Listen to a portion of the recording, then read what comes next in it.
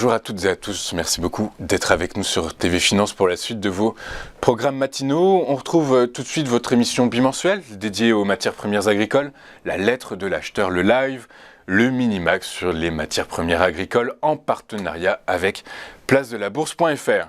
Comme à notre habitude, on va débuter ce rendez-vous avec les publications les plus pertinentes et les plus commentées de la semaine écoulée. Je vous rappelle que ce sont des articles que vous pouvez retrouver sur le site de la lettre de l'acheteur, www.lalettre-de-l'acheteur.com. Et on part au Vietnam dans un premier temps, puisque dans un contexte économique international où le commerce de biens de consommation est confronté à de nombreuses difficultés, évidemment on pense au Covid et au conflit russo-ukrainien, eh bien le Vietnam dispose de produits d'exportation qui maintiennent une certaine stabilité, voire enregistrent une certaine croissance. Les produits auxquels je pense, auxquels nous pensons, eh bien, sont le riz et le café, puisque la forte demande mondiale et la hausse des coûts de transport internationaux ont fait augmenter le prix de ces deux denrées vitales pour le Vietnam. Selon le Phnom Penh Post, en janvier et février 2022, les exportations vietnamiennes de riz ont augmenté de 48,6% en volume et de 30,6% en valeur par rapport à la même période de l'année précédente. Ces denrées à destination de l'UE devraient atteindre plus de 60 000 tonnes cette année, car le riz vietnamien bénéficie d'une meilleure reconnaissance de la part des professionnels du secteur en Europe. La situation est similaire pour le café qui bénéficie de bons prix sur le marché, et cela devrait permettre au Vietnam, selon des données prospectives gouvernementales, de réaliser 6 milliards de dollars d'exportation d'ici à 2030. En effet, la qualité des grains vietnamiens est excellente et peut satisfaire aux conditions requises pour être vendu avec succès sur le marché européen, un marché évidemment très exigeant.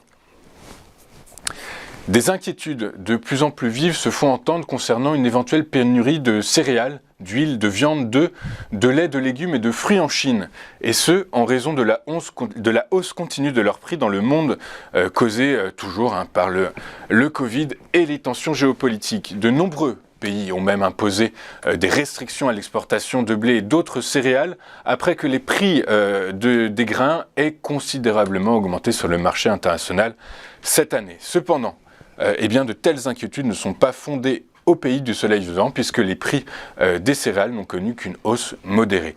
Le pays peut effectivement produire 95% des céréales dont la population a besoin, quelle que soit cette céréale, la céréale importée par la Chine, les importations n'ont pas pour but de combler des lacunes entre la demande et l'offre, mais juste d'assurer une certaine variété aux consommateurs chinois. Il est important de comprendre que la Chine attache une grande importance à sa sécurité alimentaire. Les politiques et mesures préférentielles ciblant l'agriculture au cours des dernières années ont aidé la Chine à garantir une capacité suffisante pour faire face aux éventuels risques et défis externes.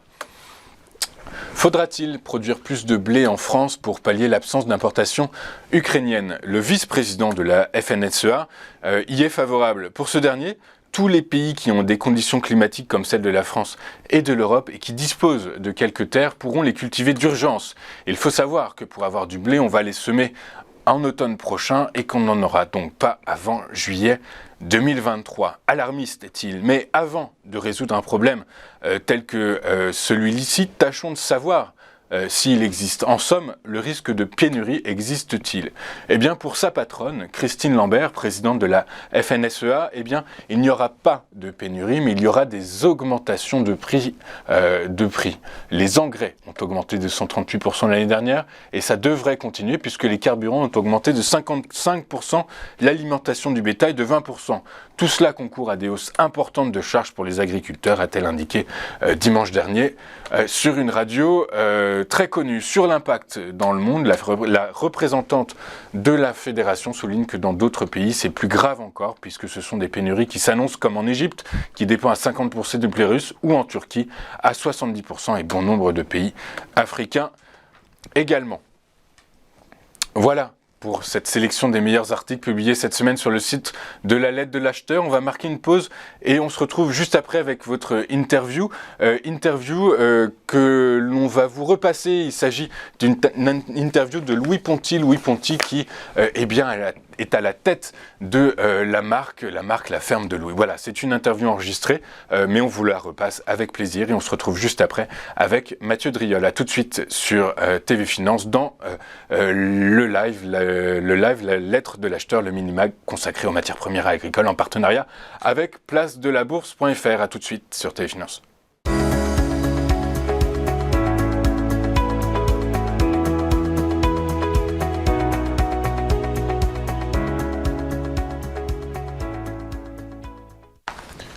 Nous sommes de retour dans votre magazine, la lettre de l'acheteur, et comme promis, nous allons tout de suite retrouver en direct et en duplex Monsieur Louis Ponty. Bonjour Louis.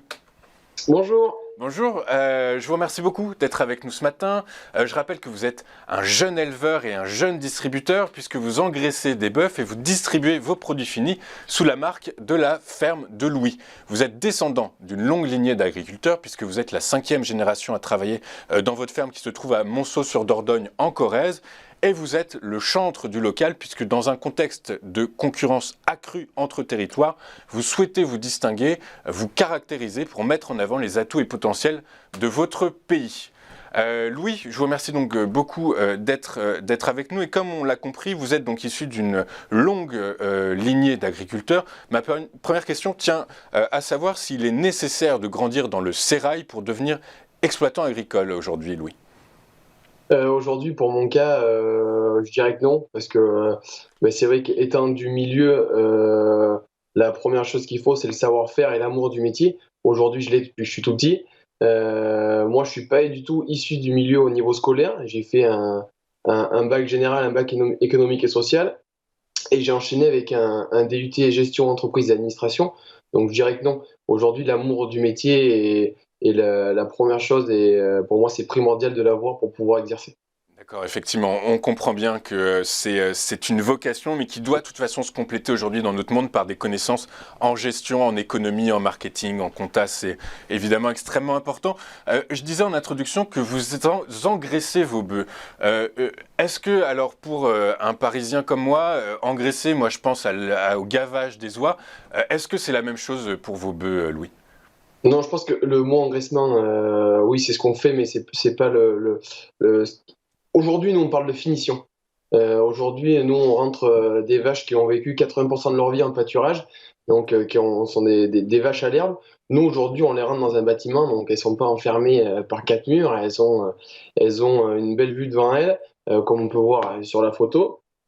Aujourd'hui, j'ai des vaches qui sont dans des enclos avec beaucoup d'espace où elles jouent. On les paille tous les jours, donc on les chouchoute du matin au soir. Donc non, c'est pas de l'élevage intensif, c'est pas du gavage. Pour nous, c'est vraiment de la finition. On apporte notre savoir-faire à nous pour créer des bêtes d'exception. D'accord. Donc, en vous présentant, expliquant, je vous présentais comme distributeur, puisque donc vous distribuez des produits sous la marque La Ferme de Louis. Depuis quand, Monsieur Ponty, exercez-vous cette activité ? Alors on a attaqué j'ai attaqué ce travail il y a 9 mois et nous sommes opérationnels depuis maintenant une semaine et demie. Voilà, donc on a attaqué à distribuer il y a une semaine et demie, mais le vrai travail est attaqué il y a 9 mois avec une marque déposée il y a 6 mois. Et en quoi ça consiste ces conserves, Louis ? Qu'est-ce qu'on trouve dedans ? Alors aujourd'hui on propose 3 conserves. Deux de bœuf, donc de plats cuisinés. Donc on a un bœuf bourguignon et un bœuf tomate. Le bœuf est issu à 100% de ma ferme. Donc aujourd'hui on a des recettes qui sont des recettes de famille, hein, de mes grands-mères. On a bien sûr, on les a retravaillées pour pouvoir les mettre en conserve. Donc aujourd'hui on n'a pas qu'une conserve, on a une histoire derrière. Moi je suis la 5e génération d'agriculteurs.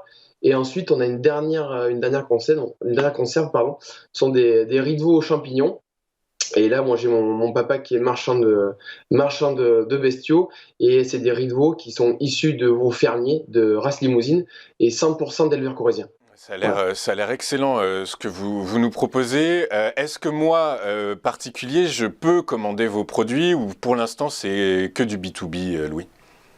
Alors pour l'instant, on est en B2B pour la simple et bonne raison qu'avant d'attaquer le B2C, on veut une garantie pour nos consommateurs. Donc aujourd'hui, on est simplement en B2C, puis surtout pour une question d'organisation, parce que on attaque tout juste et se lancer dans le B2C, ça demande encore plus d'organisation. Mais sur mon site internet, on a une interface e-boutique qui sera bientôt disponible. Je peux pas vous donner de date, mais le B2C sera très prochainement disponible. Oui, c'est important. Alors, vous nous expliquez que votre papa fournissait les bœufs, en quelque sorte. Donc, je comprends qu'il y a du circuit court. Est-ce que le circuit court est mis en place dans votre modèle économique, Louis? Oui, oui, totalement. Alors, il faut savoir, le circuit court, c'est de la ferme directement au consommateur. Nous, aujourd'hui, on va y venir, sauf qu'aujourd'hui, on a un circuit court direct à la consommation, pardon, par le biais de grands professionnels. Je pense qu'aujourd'hui, le circuit court est très important dans notre alimentation, parce que le consommateur se rend compte qu'aujourd'hui, la malbouffe y est, hein. On n'a plus beaucoup de traçabilité et d'origine sur ce qu'on mange. Et aujourd'hui, le circuit court revient au goût du jour. Et je pense que c'est l'avenir. Le circuit court, c'est l'avenir. La- Il faut s'y pencher et nous y sommes à 100%. Tout à fait, vous avez entièrement raison. Alors, c'est malgré tout le circuit court, on s'y remettait avant la crise du Covid, puis finalement les Français, et puis avec les niveaux d'inflation qui sont quand même très élevés aujourd'hui, les Français commencent bien à regarder dans leur portefeuille, à manger peut-être habitués. Leurs habitudes de consommation sont un peu différentes. Ils vont regarder à deux fois avant de consommer un produit circuit court, peut-être un peu plus cher, mais évidemment de meilleure qualité. Du coup, il faudra quand même rester attentif à tout ce qui se passe. Vous parliez de transparence, de traçabilité. Vous, Louis, alors vous avez 20 ans, hein, vous êtes jeune. Est-ce que vous utilisez les nouvelles technologies? Comment utilisez-vous les nouvelles technologies pour communiquer justement sur cette notion de transparence? Alors c'est vrai que nous, le grand mot de la marque, c'est vraiment la transparence. On ne veut pas mentir aux consommateurs. Et c'est vrai que la jeunesse, mais on est né dedans, on est né dans le digital, on est né dans la communication. Du coup, nous, on est en place sur la communication, on est sur Instagram, on est sur Facebook, et on souhaite montrer notre métier à 100% aux consommateurs, qu'il n'ait pas de questions à nous poser sur l'origine du produit. On veut leur donner toute la traçabilité, comment on travaille, comment sont nourries nos vaches, dans quelles conditions. Et pour nous, les réseaux sociaux sont le moyen le plus rapide de faire paraître une information. Oui, c'est sûr que effectivement c'est tout à fait le cas. Donc on a compris que ce sont des plats préparés que vous proposez, qu'il y a 3 recettes issues des connaissances de votre famille, de votre grand-mère. Donc vous l'avez compris, je vous l'ai dit, je suis parisien, j'y connais rien à l'agriculture, etc. Quand je suis pressé, je vais chez Picard, je me prends un petit plat surgelé, qui sont très bons. Quelle est votre valeur ajoutée par rapport aux petits plats surgelés de Picard? Alors déjà, nous, en toute humilité, je le pense, hein, au niveau national, on a l'une des meilleures races à viande qui peut exister. Et aujourd'hui, nous, on a un travail qui est vraiment très poussé sur la qualité.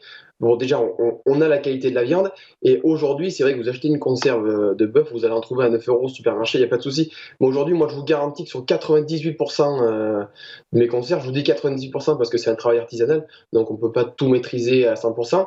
Mais aujourd'hui, vous avez une viande qui est fondante. Je vous garantis à 98%, comme je disais, que vous ne retrouverez jamais un morceau de nerf ou un morceau de gras qui ne se mange pas. Ce sont des produits qu'on sélectionne, outre le bœuf. Euh, Aujourd'hui, vous achetez un produit d'une qualité exceptionnelle, mais vous n'avez pas que le produit derrière. Vous avez Louis, le petit paysan qui travaille avec ses vaches. On n'a pas 300 vaches en bâtiment, on en a 60. On veut pas non plus augmenter parce que on a tellement l'amour du métier qu'on souhaite s'occuper de nos vaches une par une. Et ça, aujourd'hui, on peut le faire parce qu'on en a 60. Aujourd'hui, si j'en ai 300, je vous garantis pas que je pourrais le faire. Donc aujourd'hui, je vous garantis qu'avec une conserve de la ferme de Louis et un plat de chez Picard, vous aurez une différence qui est énorme. Alors, Louis, vous ne faites pas face à cette seule difficulté. Il y a aussi l'émergence de phénomènes qui mangent de la viande végétale. Vous en pensez quoi, Louis, de la viande végétale? Alors, moi, j'ai deux parties, hein. Je suis contre dans sa partie extrême. Dans sa partie extrémiste, je trouve qu'il est nocif. Après, dans une grande partie, je trouve ça très bien parce qu'il est révolutionnaire de conscience. Aujourd'hui, le végétal, c'est nécessaire pour l'équilibre alimentaire. Je pense qu'aujourd'hui, il faut manger plus de végétal, euh, réduire un peu notre consommation de viande parce qu'on mange de plus en plus de mauvaise qualité, mais il faut manger quand même un minimum de viande, c'est bon pour la santé. Mais quand on en mange, il faut manger de la bonne qualité. Et aujourd'hui, c'est dans ce secteur-là qu'on se place. Ok. Ouais, je comprends. Du coup, donc vous êtes un éleveur de bœuf qui recommande de manger quand même un peu de viande végétale, si je comprends bien. Mais vous avez raison. Évidemment que vous avez raison. Louis, quels sont vos objectifs à 5 ans? Objectif à 5 ans, c'est se développer, offrir d'autres possibilités à nos consommateurs.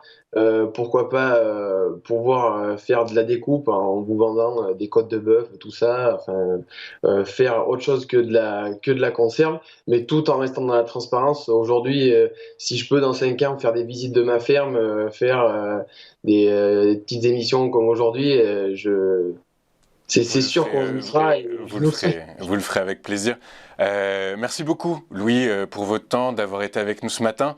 Je rappelle que vous êtes éleveur et distributeur, que vous distribuez des produits que l'on peut retrouver sous la marque La Ferme de Louis, qu'on attend avec impatience qu'ils soient distribués aux particuliers. Et eh bien, écoutez, je vous souhaite une très belle aventure pour cette aventure qui est la vôtre et qui commence. On marque une pause et on se retrouve juste après avec Mathieu Driol pour votre focus bimensuel sur 2 matières premières. À tout de suite.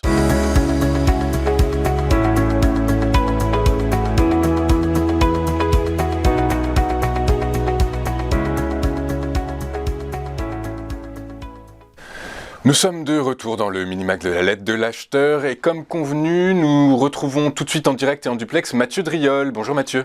Bonjour Louis-Antoine. Bonjour Mathieu, je vous remercie beaucoup d'être avec nous ce matin. Je rappelle que vous êtes analyste senior chez Day by Day et que comme tous les vendredis 2 fois par mois, eh bien, vous nous abordez 2 matières premières agricoles. On commence avec le sucre dont le cours est évidemment tiré par le haut grâce au conflit en Ukraine. La hausse des prix des carburants pourrait également amener les usines brésiliennes à passer de la production de sucre à celle d'éthanol. Quel est l'impact que ça pourrait avoir sur le marché du sucre, Mathieu ? Eh ben ça poursuit en fait un mouvement haussier entamé depuis le début d'année 2020. En fait, les cours du sucre avaient construit une base qu'on appelle une base de fondation pendant un peu plus de 2-3 ans entre, on va dire, juillet 2017 et puis juillet 2020. Cette base de fondation, en fait, c'est une façon de stabiliser les cours et de retrouver en fait un potentiel haussier lorsqu'on franchit le haut de la base. Le haut de la base, c'était aux alentours des 414 et ça a été débordé en début d'année 2021. Déclenchant et validant en fait une longue phase de retournement à la hausse qui est plutôt bien construit puisque les cours enchaînent les figures de continuation de tendance. Ils ont commencé par construire un triangle dont on est sorti par le haut courant de l'été et puis plus récemment ils ont construit un biseau descendant, là aussi une figure de continuation de tendance, comme la tendance précédente, elle est haussière, les probabilités sont en faveur d'une poursuite de la hausse. On a eu d'ailleurs cette très nette accélération en sortie de la figure il y a quelques semaines de cela, déclenchant un mouvement haussier impulsif, toujours. Les creux et les sommets sont ascendants, s'enchaînent et les cours ont réagi très brièvement au contact de la résistance à 565. Alors ce mouvement de réaction baissière sur une résistance n'est pas anormal, mais il n'invalide absolument pas le puissant mouvement de retournement de moyen terme qui doit mener les cours du sucre vers les sommets de 2016 à 619. En termes de soutien, on notera 518, le bas de la bougie d'il y a 3 semaines et qui correspond à peu près au haut du biseau. Tant qu'on reste au-dessus de 518, absolument aucun signe de faiblesse ni de retournement pour les cours du sucre, toujours bien orientés à moyen terme. Ok, très clair, merci beaucoup. Donc on retient que le sucre est très bien orienté à moyen terme. On va basculer sur le canola. Le canola, Mathieu, alors qui a une particularité, c'est que eh bien, c'est une matière première qui est relativement inélastique. Ce qui signifie qu'un changement dans l'offre peut entraîner une énorme variation des prix. Or, on parle de la sécheresse au Canada qui a eu lieu ces derniers temps, qui a impacté évidemment le niveau de production. La neige aussi actuellement qui pourrait finalement tirer vers le bas les volumes de semences qui permettront une récolte le printemps prochain. Est-ce que ça se voit dans les cours ? Est-ce que le cours est tiré vers le haut ? Ah, complètement. Depuis en fait l'été 2021, on est sur un rush haussier, un petit peu comme toutes les céréales. Elle a aussi bénéficié de la raréfaction et des problématiques de conflits et de demandes, hein. Les cours enchaînent là aussi des creux et des sommets ascendants. Ils marquent de nouveaux plus hauts, ce qui est toujours un signe de force dans une tendance. Ils ont franchi 1056. 1056, c'était le précédent sommet de la consolidation pendant 3 mois en début d'année, hein. Donc ils sont sortis par le haut, là aussi toujours en accélération. Alors on peut revenir sur 1056 à court terme afin de repartir de l'avant, hein, puisqu'on sait que dans une tendance haussière, généralement les précédents sommets deviennent résistants, génèrent des polarités, hein. C'est toujours un signe de force de la tendance. Alors en termes de résistance, là pour le coup, eh bien, on est obligé de projeter les précédents mouvements haussiers pour essayer de trouver des niveaux de cible intéressants. J'en ai une première à 1225, une deuxième à 1300. A priori, en tout cas pour l'instant, je n'ai aucun signe de retournement sur le canola, hein, comme sur la plupart des matières premières agricoles, hein. Elles peuvent consolider un petit peu, mais pour l'instant, le trend haussier est quand même très très bien ancré. C'est ça, l'analyse technique et le fondamental se rejoignent parfaitement sur les matières premières agricoles. La tendance, les tendances à court terme en tout cas, hein, le court terme, disons que c'est inférieur à 1 an, tout ça c'est extrêmement haussier. Merci beaucoup Mathieu d'avoir été avec nous ce matin. Je rappelle que vous êtes analyste senior chez Day by Day, qu'on vous retrouve tous les 15 jours dans notre mini-mag, la lettre de l'acheteur. Merci également à vous d'avoir été avec nous ce matin, puisque eh bien, le mini-mag, la lettre de l'acheteur, en partenariat avec place-de-la-bourse.fr, eh bien c'est fini. Je vous donne rendez-vous dans 15 jours pour une nouvelle actualité autour du monde agricole. D'ici là, restez avec nous car on revient juste après avec une nouvelle édition de votre JT Vu d'ailleurs. À tout de suite sur Téléfinance.